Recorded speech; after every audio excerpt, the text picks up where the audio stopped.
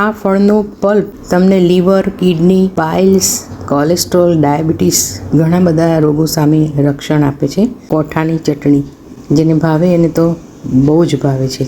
કોઠાને તોડી લઈએ છે. હા, ગર નીકળ્યો છે એને ચમચીથી કોતરી લેવાનું છે. એના જે બિયા આવે છે એને ઉપયોગમાં લઈને ચટણી બનાવવાની છે. આ 1 કપ છે.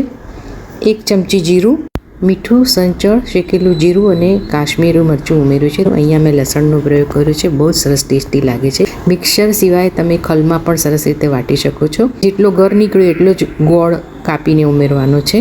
વિટામિન B1 અને B2 ભરપૂર પ્રમાણમાં મળે છે. પાણી નાખવાનું નથી. પલ્સ મોડ પર એને પીસી લેવાની છે જેથી સરસ મજાની દરદરી રહેશે. ને તમારે જો લીસી ખાવી હોય તો થોડું વધારે મિક્સર ફેરવવાનું અને બહુ સરસ રીતે આ વટાઈ જાય છે. એકદમ સરસ થઈ છે. સર્વ કરી લઈએ છે.